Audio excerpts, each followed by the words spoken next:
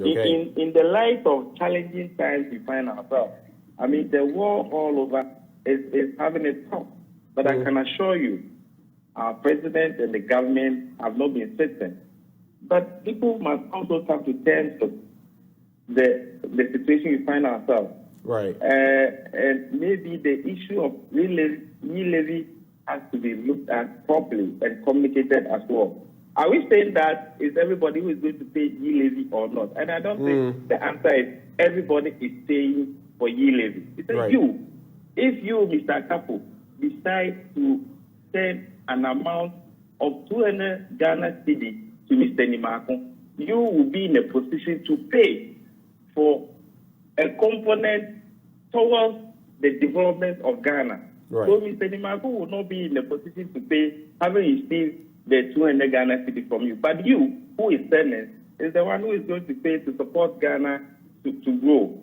We are looking at this option as against going to IMF, as others have suggested, that they will give us conditions, as you saw under Professor John Ivan Satamills, may so rest in peace, and Mr. Damani Mahama. Those conditionalities that, as a country, all your activities are determined and directed and prescribed by the IMF. Is that kind of agreement we want? So, Mr. Nimako, pardon my coming in here. I just want to go over Lloyd's question so we can get to the meat of it.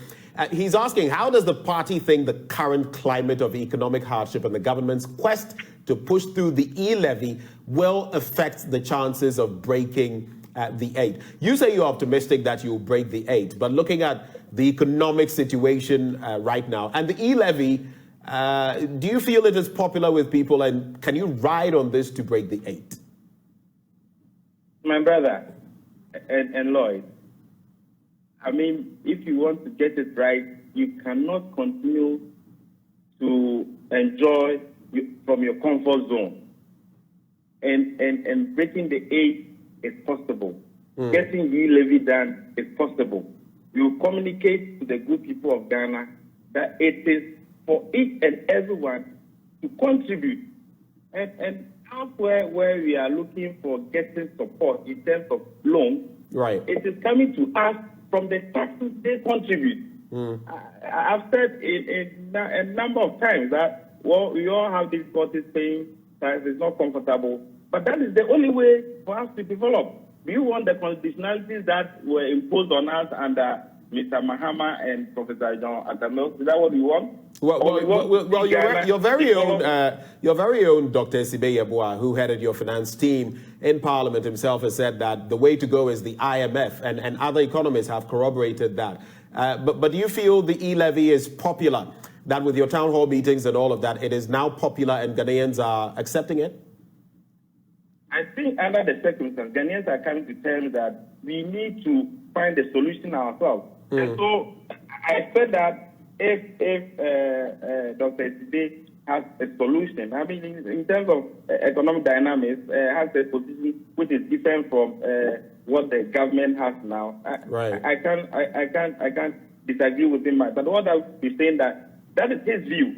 And the views of the economic management team of the government now saying that the way to go is not to go for conditionalities from the IMF. Okay. And so for us as New Patriotic Party, we support the government to come out with an arrangement that will ensure a home-based solution for us to have funds to support our local arrangement of transforming the lives of people. Okay. And so the New Patriotic Party is certain that notwithstanding the hardship that the world over is going through, is still thinking outside of the box to get support to drive economic activity.